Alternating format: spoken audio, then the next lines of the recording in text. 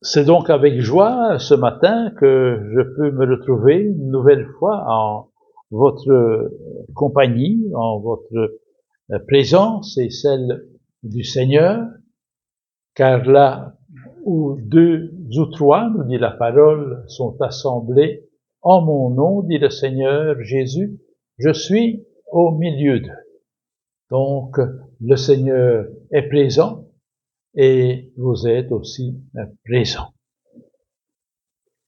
Communauté de Quiévrain que je connais depuis, je pourrais dire, pratiquement ma tendre enfance, disons à partir d'une quinzaine d'années, parce qu'avec le groupe des jeunes de WAM, eh bien, nous sommes venus à plusieurs reprises ici pour différentes actions, soit pour des conférences, mais aussi pour des distributions de traités, d'évangélisation, avec en particulier le pasteur Fontaine, et puis un peu plus tard, ce sera avec Patrick Saint. Donc c'est une communauté que j'ai appris à connaître dans ma jeunesse. Maintenant, c'est le grand âge qui est là. Mais c'est toujours avec joie que je peux ainsi vous retrouver. Et ce matin, j'aimerais aborder avec vous ce thème de l'Église. L'Église, non pas locale avec un petit E, mais l'Église avec un grand E. L'Église du Seigneur, et qui se trouve partout, répartie, somme toute, sur la surface de la terre. Et pour cela, je retourne aux origines de l'Église. C'est dans le livre des Actes des Apôtres, au chapitre 1er, au chapitre 2, où il nous est dit, verset 14, chapitre 1, verset 14, il y a un seul verset pour là. Tous, nous dit la parole, c'est-à-dire les disciples de Jésus, tous d'un commun accord, persévéraient dans la prière avec les femmes et Marie, mère de Jésus, et avec les frères de Jésus. Et puis là, c'est le chapitre 2, et là, entre le chapitre 1er et le 2, il y a eu l'effusion de l'Esprit Saint. Le Saint-Esprit est descendu sur la communauté des premiers chrétiens, si on peut dire, des apôtres, et voici que l'apôtre Pierre va parler à une foule nombreuse.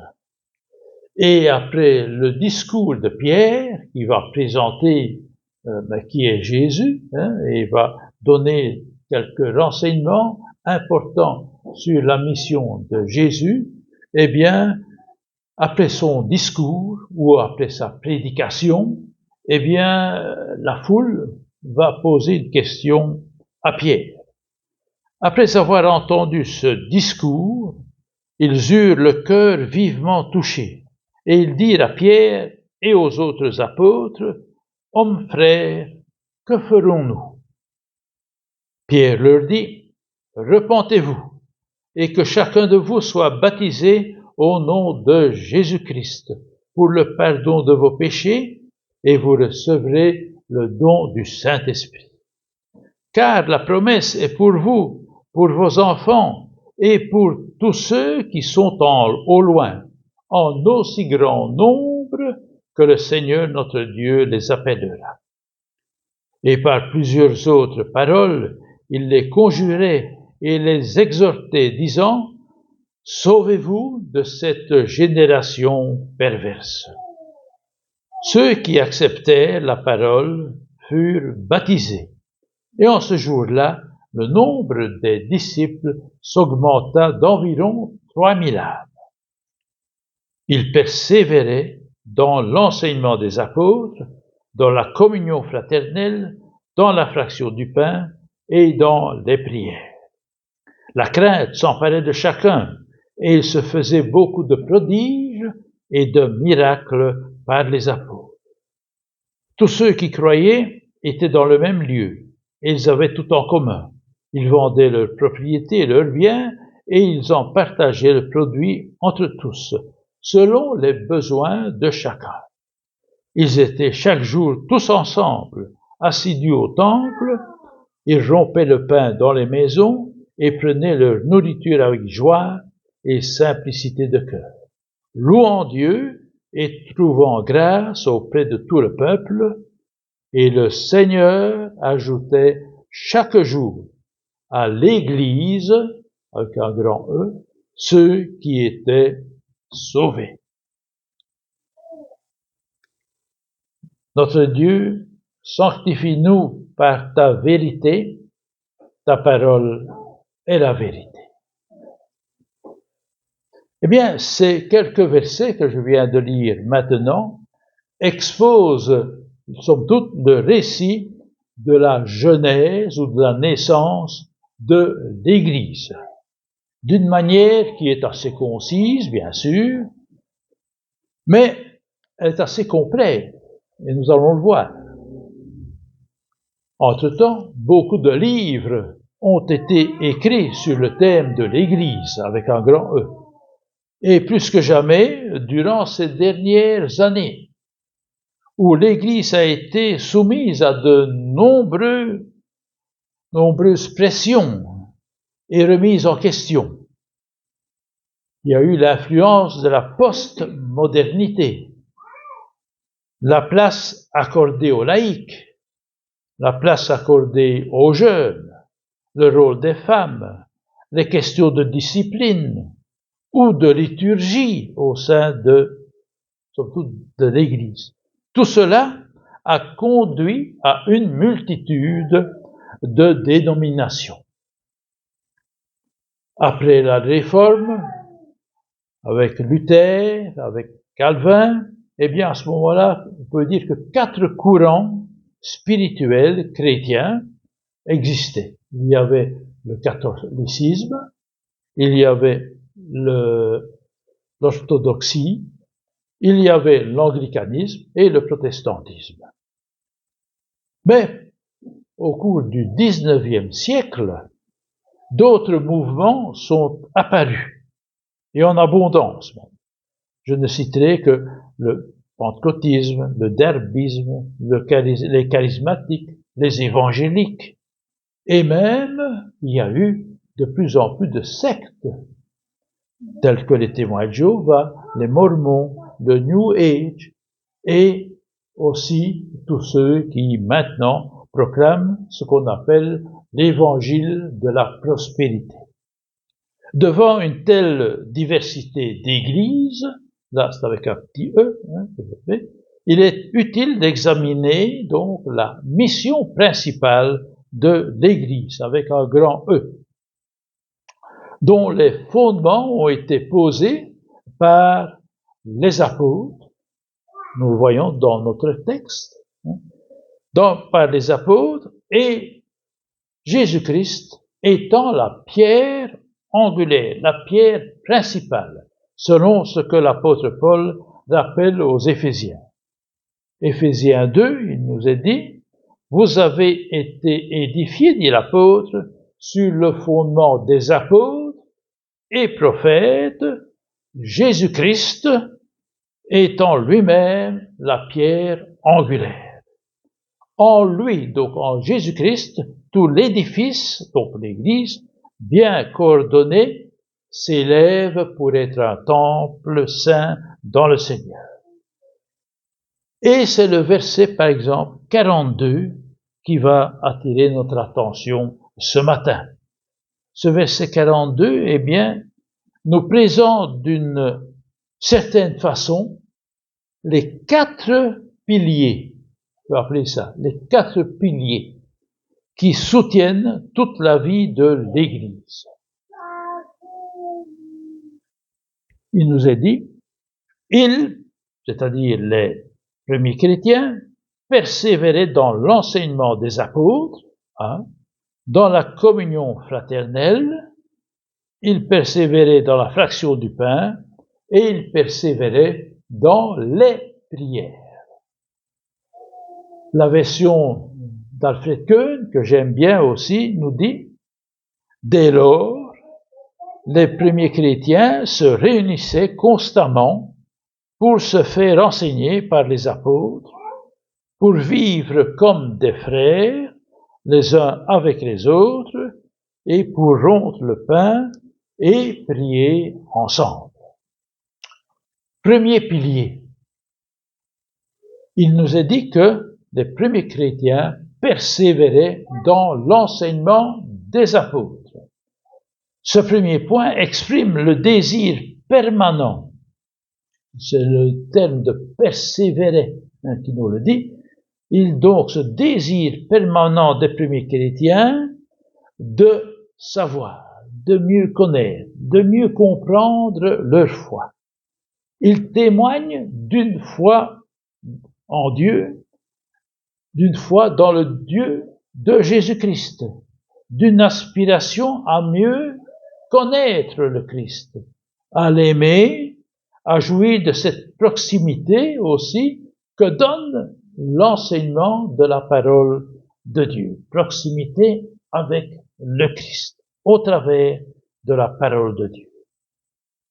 Avons-nous, frères et sœurs, c'est une question que je pose à tous, même à moi-même, avons-nous dans notre cœur ce besoin de le découvrir, de découvrir le Seigneur Jésus, et ceci davantage et davantage. Lui, notre Dieu et notre Sauveur bien-aimé. Persévérons, frères et sœurs, dans l'étude de la parole. Revenons à cette méditation de la parole, si nous nous en sommes éloignés, afin d'y découvrir toute l'œuvre de Christ à notre égard et nous faire pénétrer nous laisser pénétrer par la lumière de sa grâce. Cela nous permettra de mener une vie chrétienne authentique et nous rassemblera dans l'Église autour de cet objectif commun, la soif de connaître Christ. Une petite remarque, mais elle est importante, il nous est dit qu'il persévérait dans l'enseignement des apôtres, c'est-à-dire dans l'enseignement de ceux qui avaient connu le Christ, qui avaient entendu l'enseignement du Christ, qui avaient vu les miracles et prodiges que le Christ avait fait, qui avaient sans doute été des témoins visuels et réels de la venue de Jésus dans notre monde.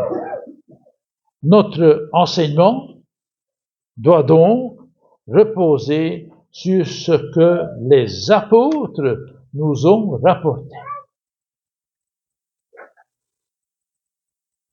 Lorsque j'étais plus jeune, j'ai souvent pensé, et surtout quand on est jeune, on se pose quelquefois des questions, peut-être bizarres pour certains, mais cette question, je me disais, à l'école, je dois apprendre des récitations, des poésies.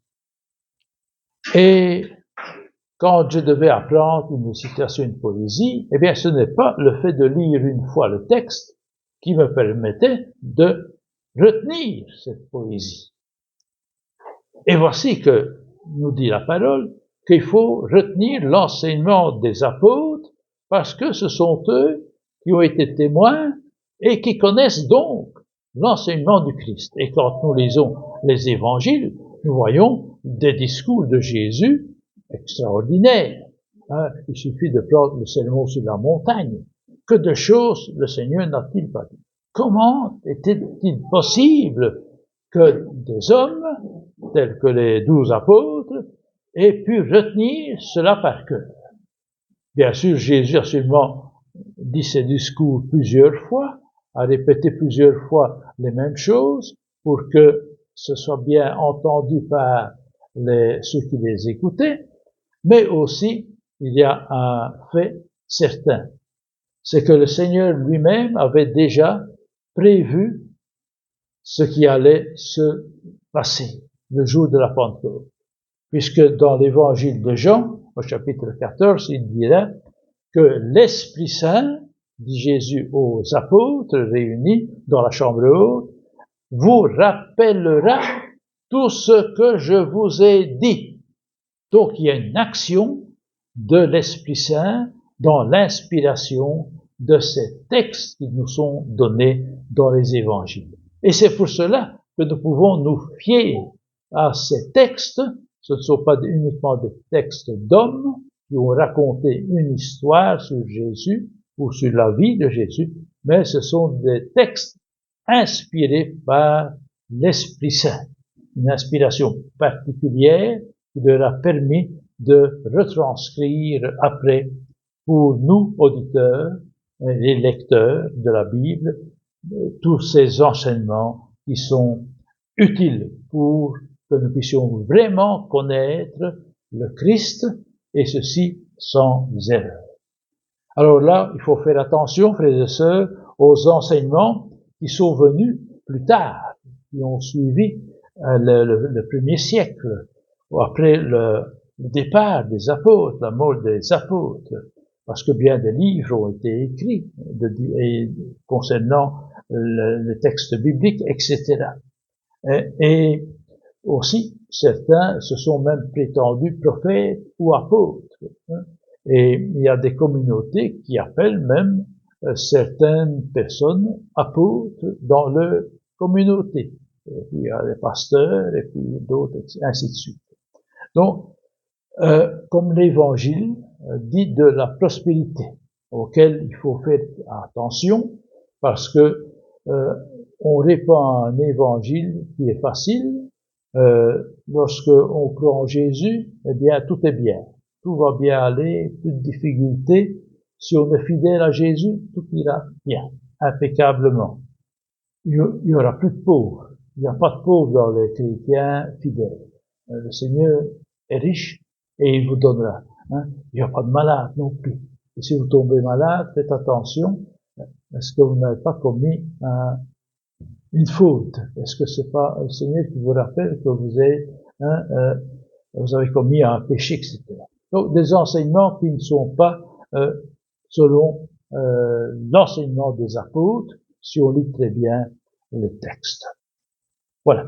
Nous en arrivons au deuxième pilier maintenant. Il nous est dit qu'il persévérait dans la communion fraternelle. Nous trouvons dans ce deuxième pilier une idée qui est magnifique, une idée belle. Vivre comme des frères. Il y a un psaume, c'est 133, je pense, qui nous dit « Ah, qu'il est beau pour des frères de demeurer ensemble. » Et la société le sait bien, que c'est magnifique de vivre, si toute la société humaine pouvait vivre comme des frères et des sœurs, tout le monde aurait de l'amour, mais nous savons que ce n'est pas le cas. Et c'est pour cela que dans certains pays, eh bien, certains ont prôné, par exemple en France, immeubles en fer. Et puis en Belgique, on a prôné la fête des voisins, pour que on puisse avoir des contacts avec notre voisin, de bons contacts, et ainsi, sauf tout supprimer ou réduire le climat de suspicion, d'insécurité qu'il y a surtout dans les grandes villes, paraît-il. Or, dans l'Église, faut dire que est-ce qu'on se connaît bien? Est-ce qu'on n'aurait pas aussi besoin de faire quelquefois comme une fête des voisins? Est-ce qu'on connaît tout le monde? Une petite communauté, là c'est bien. Petite communauté, on se connaît en général tous. Mais il m'est arrivé d'arriver dans des plus grandes communautés, surtout en vacances. Eh bien là, je suis quelquefois étonné. On se salue, je vois les personnes qui se saluent. Bonjour madame, bonjour monsieur. On ne se connaît pas tellement. On ne se connaît pas tellement. Il faudrait le faire comme si une fête de voisins. Et pourtant, en tant que chrétiens, eh bien, nous sommes plus que des voisins. Pourtant, vous êtes là à côté de l'autre, hein, vous avez votre voisin à gauche, à droite, hein, mais on est plus que des voisins. Nous faisons partie de la famille des enfants de Dieu. La famille de Dieu. Nous sommes unis les uns aux autres dans l'Église. Ce corps qui est bien assemblé et dont les membres s'aiment de l'amour de Dieu. Nous ne sommes plus comme des hommes et des femmes qui sont rassemblés dans un même lieu pour défendre une cause qui est bonne, hein, aussi bonne soit-elle, mais comme des frères et des sœurs qui font partie d'un même corps et dont le Christ est la tête. Et ça, c'est l'enseignement de la parole de Dieu qui nous le dit. L'apôtre Paul nous parle que nous faisons partie d'un seul corps, le corps de l'Église. 1 Corinthiens, chapitre 12, et je lirai uniquement quelques versets, les versets 13 à 15, où il nous est dit: nous avons tous en effet été baptisés dans un même esprit, pour former un seul corps, soit juif, soit grec, soit esclave, soit libre, et nous avons tous été abreuvés d'un seul esprit. Ainsi, le corps n'est pas un seul membre, mais il est formé de plusieurs membres. Et l'apôtre Paul va prendre des exemples, il ne prend que le premier. Si le pied disait « parce que je ne suis pas une main, je ne suis pas du corps », ne serait-il pas du corps pour cela? Et un peu plus loin, et si un membre souffre, tous les membres souffrent avec lui.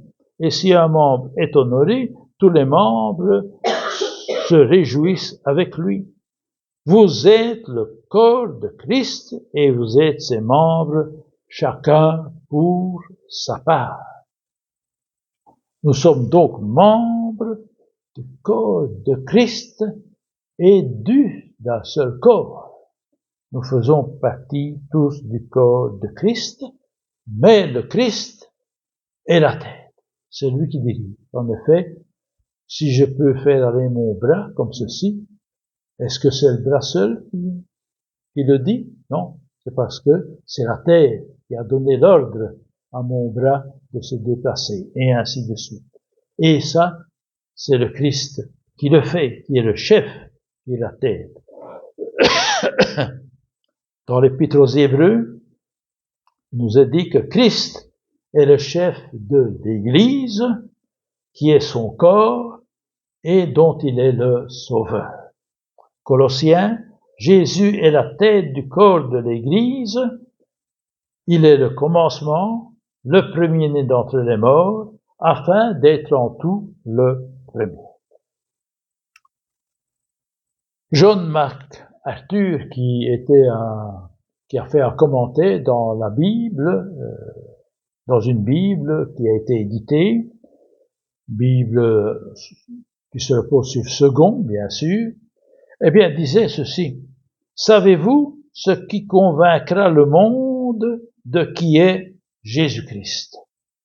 Eh bien, c'est notre unité, l'unité du corps de l'Église. Lorsque nous pensons aux autres plutôt qu'à nous-mêmes. Et là, Jésus dira lui-même, en s'adressant à son Père, dans la prière sacerdotale: je leur ai donné la gloire que tu m'as donnée, afin qu'ils soient un, comme nous sommes un.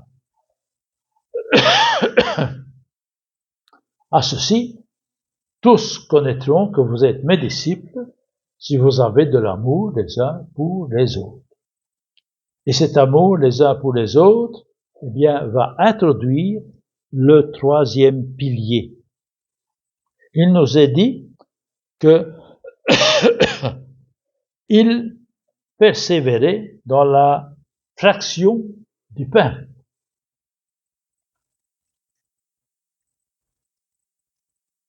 Persévérer dans la fraction du pain, c'est-à-dire persévérer dans la pratique de la scène, utiliser ce symbole.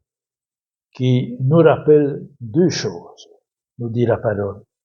Premièrement, que nous sommes en communion les uns avec les autres. Et vous voyez, ça nous lie au pilier précédent. Nous sommes en communion les uns avec les autres. 1 Corinthiens 10, puisqu'il y a un seul pain, nous qui sommes plusieurs, nous formons un seul corps, car nous participons tous à un même pain.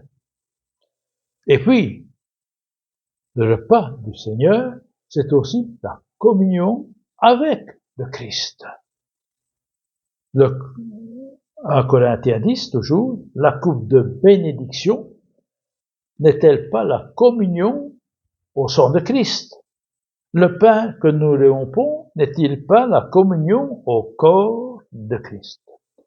Lorsque nous nous approchons de la table du Seigneur, nous communions littéralement avec le Christ, mais aussi avec les membres de la communauté qui est réunie autour de la table. Communion avec le Christ, non seulement mort, mais ressuscité et qui revient. Comme l'apôtre Paul le dira, faites ceci jusqu'à ce que je vienne, dit Jésus. C'est l'apôtre qui rappelle cela.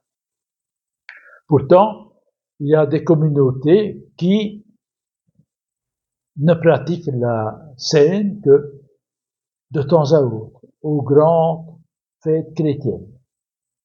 J'ai même connu des communautés qui ne pratiquent la scène que lorsqu'il y a un pasteur, un titre, il y a un pasteur attitré. Un laïc ne pourra pas le faire. Eh bien, ici, l'enseignement qui nous est donné, c'est de pratiquer cela, parce que cela nous rappelle et nous met à cœur d'être en communion, non seulement avec le Christ, mais aussi avec les frères et les sœurs. Et puis, nous arrivons au 4e pilier, où il nous est dit qu'il persévérait dans les prières. Prière en commun.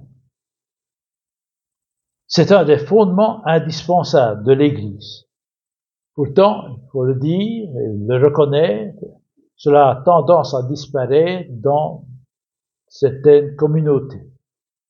Certains disent, mais c'est rien de se réunir à plusieurs pour prier. Moi, je prie chez moi, tous les jours. Je fais ma prière tous les jours. C'est bien, le Seigneur le commande, puisqu'il dit, rentre dans ta chambre pour prier. Mais il y a la prière en commun qui est nécessaire. Prier ensemble, c'est aussi la communion qui est là. Rappelons-nous, frères et sœurs, la devise de la Belgique. C'est une des meilleures devises que je connaisse. L'union fait la force. L'union fait la force. Même si actuellement, cette union, elle est boiteuse. Mais enfin, l'idée est là, elle est bonne. L'union fait la force. Eh bien, l'union des chrétiens réunis, eh bien, fait la force de l'Église aussi. C'est une unité dans le combat, parce que nous avons non pas à combattre seuls, le psaume lutte au début du culte nous le rappelait, nous avons à lutter, à trouver refuge, mais nous avons donc dans la lutte, ce n'est pas seul qu'on s'attaque à des châteaux, ce n'est pas seul qu'on peut s'attaquer à des adversaires plus puissants, surtout que notre adversaire, c'est l'ennemi des âmes, c'est le diable, et qu'il est rusé, nous dit la parole. Eh bien, nous avons donc besoin de nous unir dans le combat de la prière. Colossiens, à l'image de l'apôtre Paul, qui le reconnaît et qui remercie les églises pour cela. Colossiens 4, il nous est dit, persévérez dans la prière, veillez-y avec action de grâce, priez en même temps pour nous, afin que Dieu nous ouvre une porte pour la parole, l'évangélisation, en sorte que je puisse communiquer le mystère de Christ pour lequel je suis dans les chaînes. Aux Philippiens, il dira aussi, car je suis sûr que cela tournera à mon salut grâce à vos prières et à l'assistance de l'Esprit de Jésus-Christ. Et dans le livre des Actes, nous voyons l'influence de la prière en commun des frères et des sœurs qui sont réunis, puisque Pierre sera délivré de la prison. Pierre était gardé dans la prison et l'Église ne cessait d'adresser pour lui des prières à Dieu. L'Église ne cessait d'adresser pour lui des prières à Dieu. Et c'est ainsi que l'apôtre a été délivré.